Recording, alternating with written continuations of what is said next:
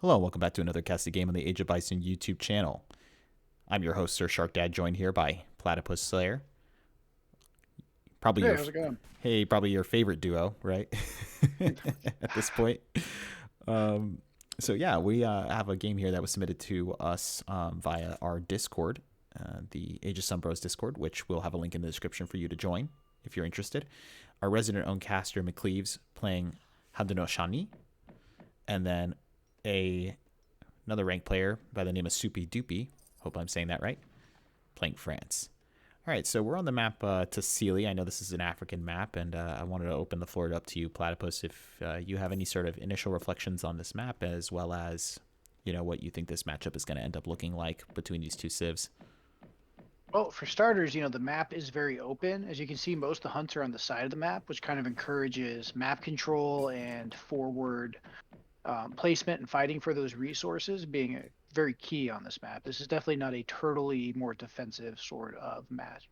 As for the matchup, France got a lot of changes recently, albeit not too much of a shakeup of their actual play style. So, Haudenosaunee tends to either do an FF, a semi-FF, or just an FF in 1v1s, and France is an incredibly flexible civ. So as for the actual matchups, we could see a variety of options. I would just say that Haudenosaunee will probably want to press the, earlier game advantage because France will scale into the late game a bit better. Interesting deck here on the part of McCleaves, playing How to Know Shani. H2, so I tend to name my decks something different just so people are not really knowing, but a lot of resource upgrades. Woodworking is in here, all market wood cutting upgrades, very interesting. For trade, so that's an exchange for food for a greater amount of coin. I know that he does that for typically an FF strategy where he does a tomahawk push with the big buttons. When I support, you don't see this very often. Town center, Travois, and 10 villagers with that. And the food silos, team card, so for mills. So interesting, though, is that he did not go TP start. He did not go mill start. He went market start, which is very off-brand, I think. But I'm interested to see how that's going to play out. Yeah, this is a pretty greedy Haudenosaunee deck. I must say this is very interesting. And this, okay, I'm lost. It's a turtle. This is kind of cool though. I'm excited, but I'm lost It's an because, well, FI. yeah, It's a turtle that's an FI. F. Yeah. Okay, but you don't have a lot of units. You don't even have cannons in H4. Yeah, interesting. I mean, I guess you can imagine that maybe the economy would be I the feel like both producer. of these players signed up for like a team game and brought team decks, and then suddenly we're like, oh shoot, 1v1. Well, interesting is that Uh, France has a lot of options in terms of H3 and H4. They have infinite outpost cards. They have the Gibuvo system that's available. They can make like I think 3 forts, if not four. And the only really the United States can make as many forts as them. And so I'm surprised you don't see as many turtle options coming out of France. Usually they're a much more aggressive civ. So I am curious to see how that's going to play out. yeah, uh, curious too. McLeave, and he's sending Colbertism first. And, well, I didn't pronounce that right at all, but Colbertism? yeah. Yeah, there. I think. All right. So Haudenosaunee market start. That's an interesting one. That's one I do not see very often, just because typically with Haudenosaunee, you're better off getting the TPs and going for aggression. So um, I am assuming that this might be a bit of a long one, folks, because it looks like both sides are kind of settling in for a long match. I would agree with that. I think Haudenosaunee struggles with siege unless they're very intentional about making the siege weapons. So he gathered up 500, 500 food, immediately got the 1,000 coin. He measured that out almost perfectly, age up with the chief. So that's going to give you a healer, I think, now. Right. Okay. And then 2 villagers in age 2, and then a Travois that he's going to now place forward. I did not look at Soupy Doopy. I don't think his age up has come in yet. So pretty late age up on his part. A rush would have been good here, honestly. But we'll see what McLeaves turns out. Okay, so Soupy Doopy does see this. Let's go ahead and turn on the fog of war. He does see this native scout coming by, so he knows what's coming. McLeaves also doing really well to kind of get on top of it with his explorer. Let's see what he's going up with. Quartermaster. Okay, so pretty standard age up, but okay. I like it. I mean, like, I'm not opposed. Like, I mean, No, you I'm not at basically all. get a governor age up, right? He chopped for it. Like, that's impressive. I want to point out as well to everyone that's watching that this was at around, I think, at the time of Cleves was around 1350 to 1400 elo, and his opponent was too. So, like, this is kind of cool to see at like a higher, mid to high-ish, the upper middle class of elos, really experimenting with some interesting different types of plays. Wow. Okay. McCleave's going for a bit of a fake out here, it looks like, just because he is not producing any units out of this War Hut, and he is obviously going to be macroing for an H3 age up. 19 Vils, 6 minutes he's about to hit those resources. I don't think the only thing he sent was the exchange. And I'm really wondering whether or not that is actually better than just sending a raw resource card usually. So Harunoshani, they have a 600 coin card. That's what I typically use for my age up, but I'm wondering if I'm just doing it wrong. And I'm imagining he's going to go, he's not going messenger. He's going wise woman, which will Wow. give a bunch of extra resources. So I may have to rename him in the server from McCleaves to McGreed. this is very greedy on his part, and it's But super look at greedy that on. turtle, though. But I mean, did he scout this? Can we see his line of sight really fast, McCleaves?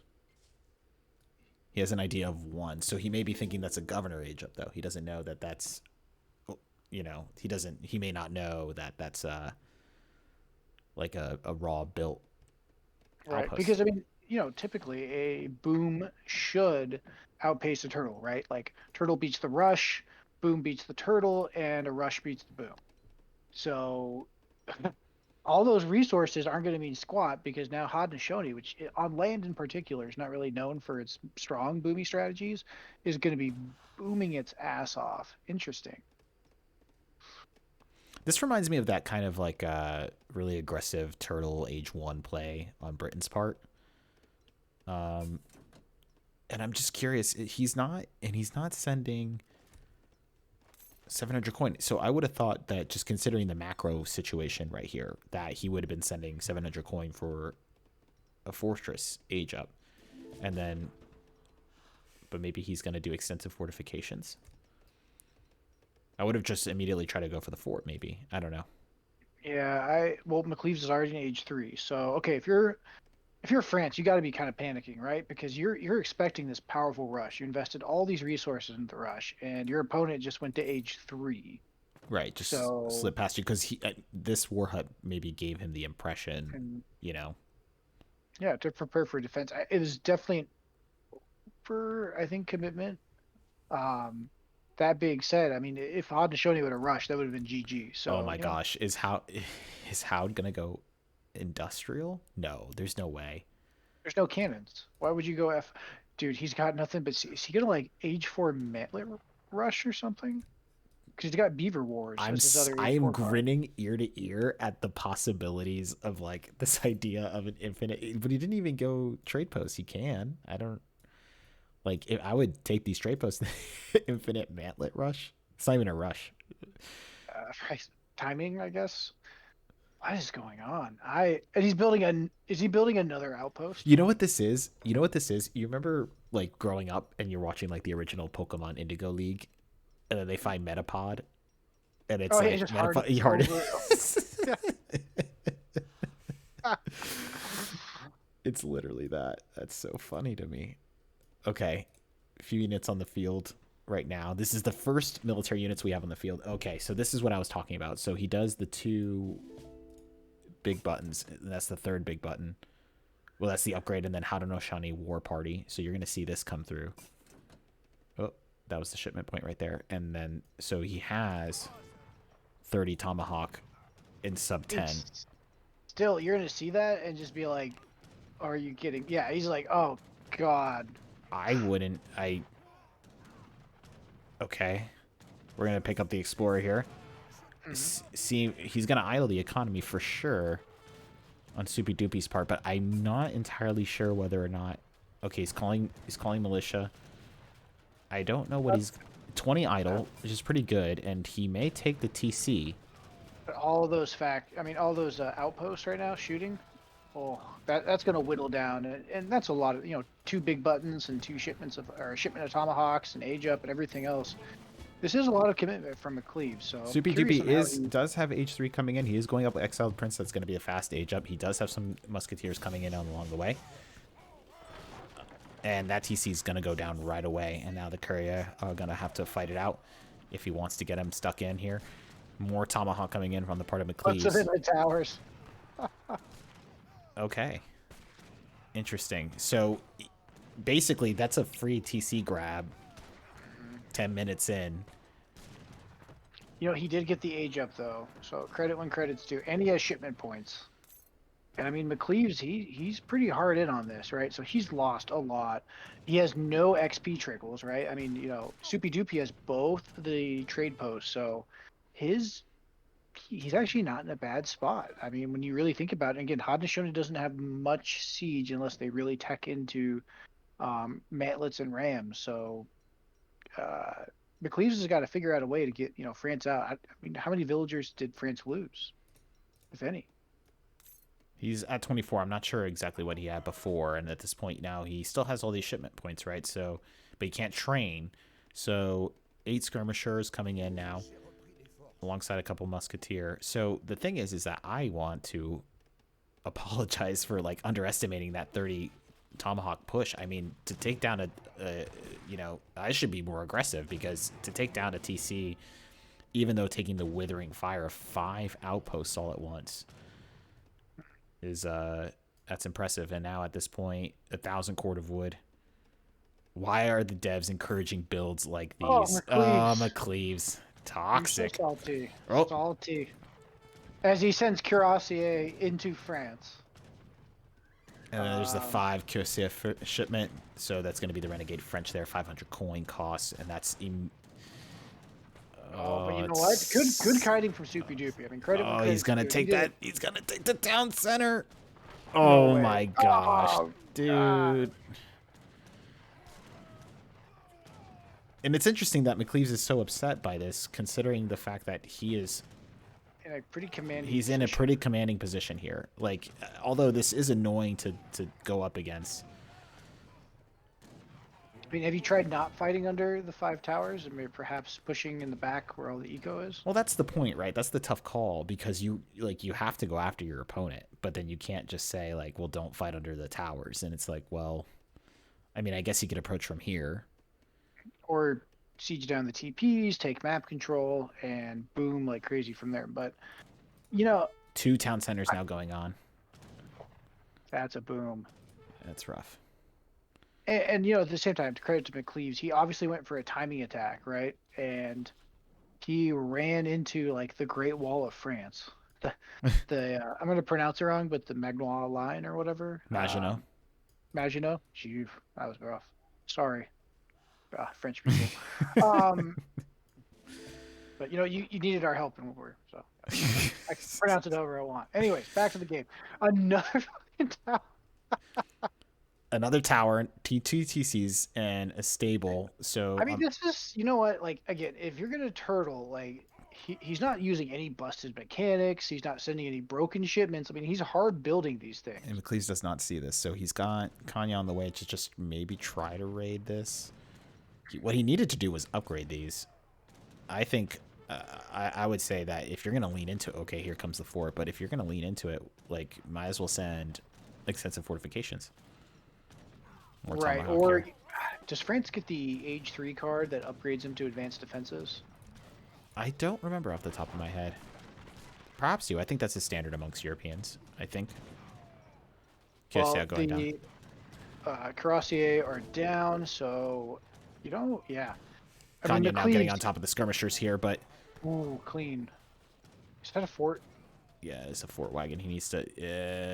I hope McCleave sees this. Honestly, though, the Kanya have pretty low siege, so if they get chased off... He did... Okay, so he did cancel that. Tomahawks are now still just kind of pushing in, and they're very successful at taking down these outposts. I guess... I mean, they're musketeers. I mean, they are elite. They are elite Tomahawk at this point, right? So H2, so H3 upgraded 210 health, pretty stocky guys, and but they're just gonna go ahead and give that up. Um, And you know, I have to say, and this is something that you and I have both talked about. I understand McLeav's frustration because, like, oh, as a absolutely. player, all you're basically doing is clicking a building and then AFK back to your economy because there's not a lot of engagement, there's not a lot of back and forth. So I can understand why he's somewhat frustrated. That being said, he has map control, he's got more eco.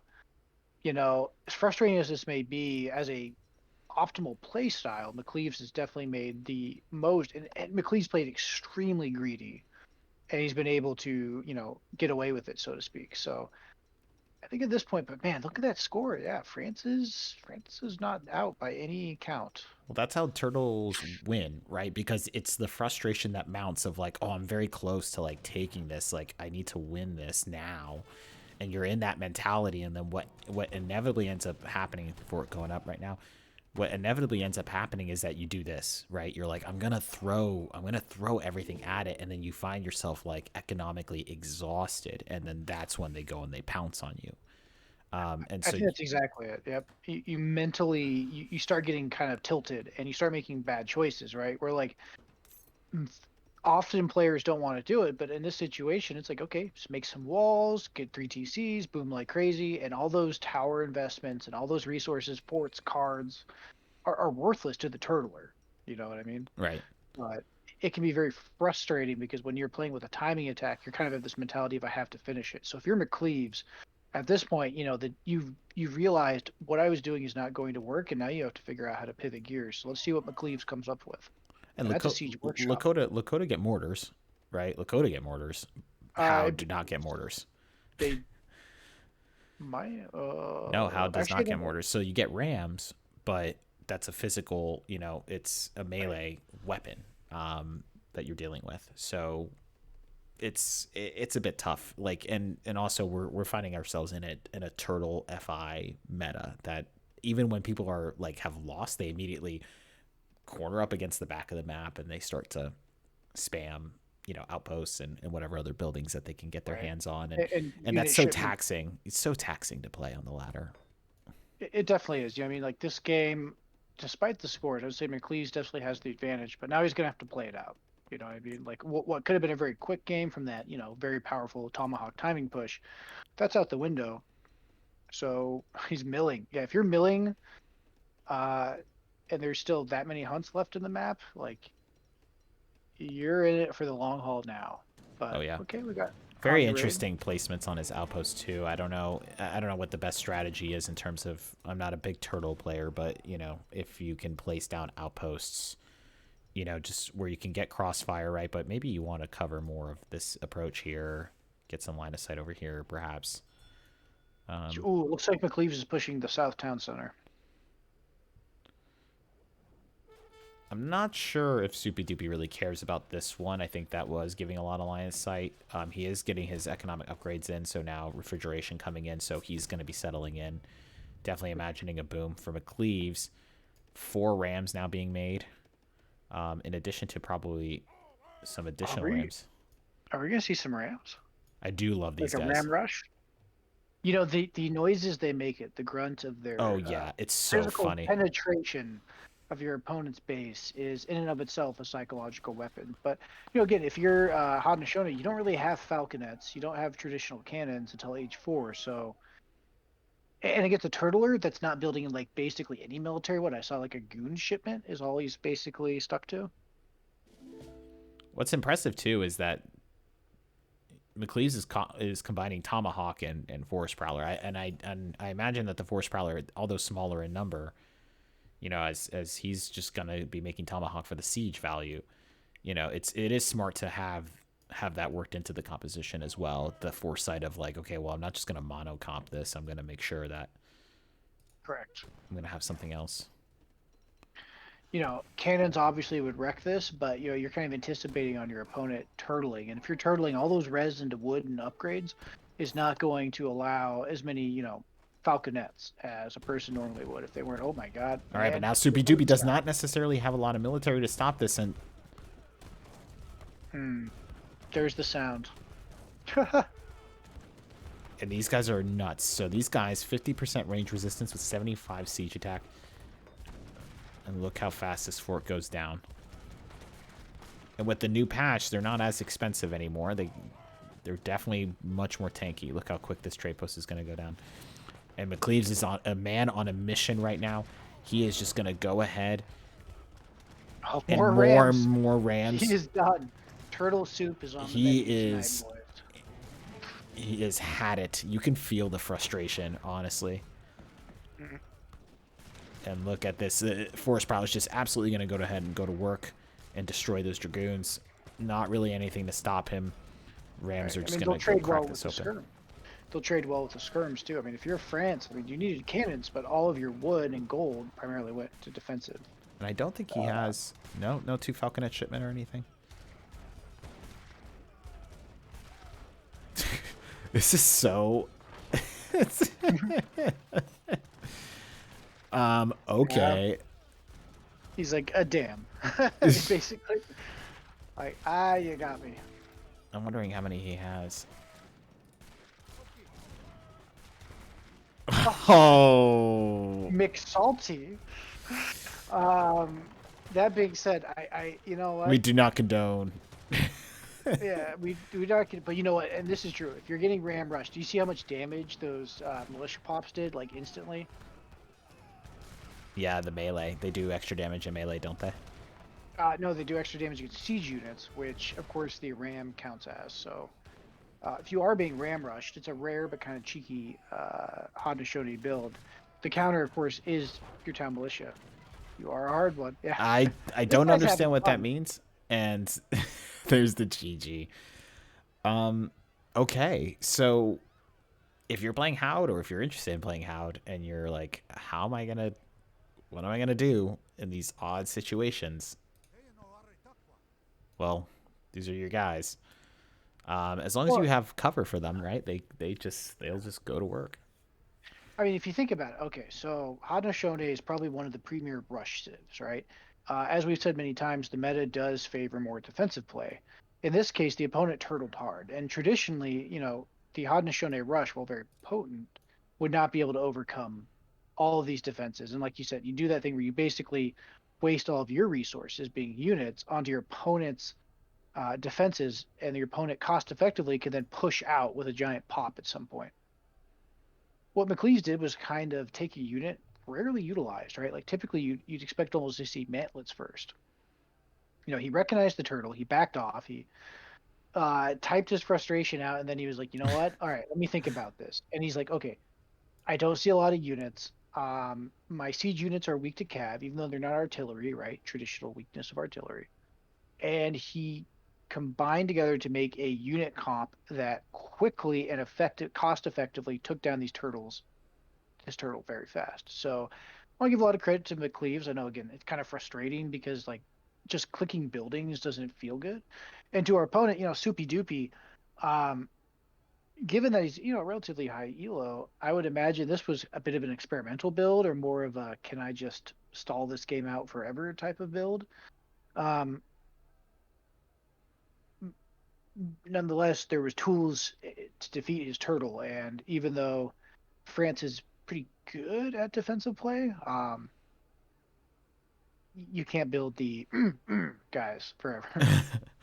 Yeah, and you know, there really were no units on the field, and so a turtle does require at least some units, and so McCleaves was able to kind of just have the run of it at that point, with really no resistance, no culverins or anything like that, and not for anything, Rams are not the most expected unit on the field, so I understand where, you know, that would catch somebody by surprise. But, you know, as you said, it's good on him to step back, have some patience, say, okay, you know what, I'm gonna have my tomahawks because they have high siege and high health as an infantry unit.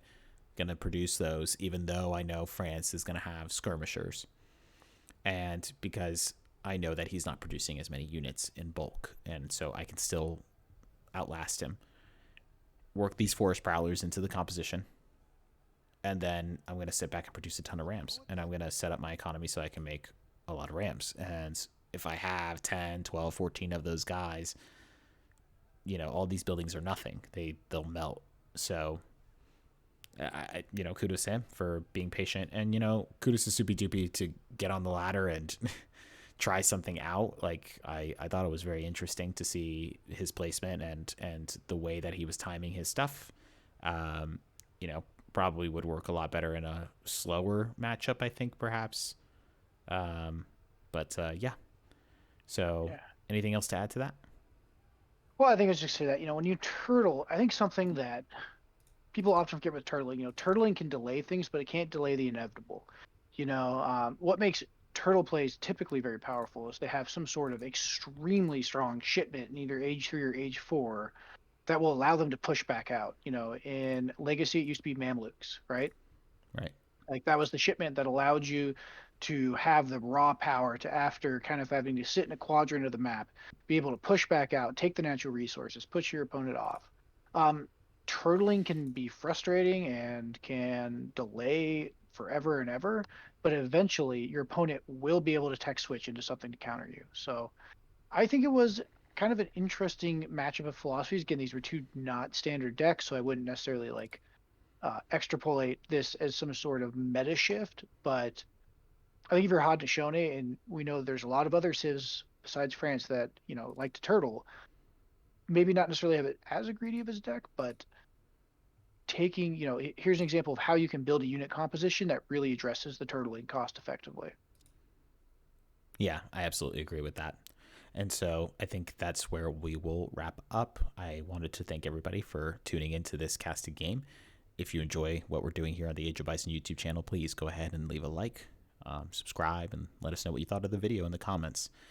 You can find our Discord in the description listed below.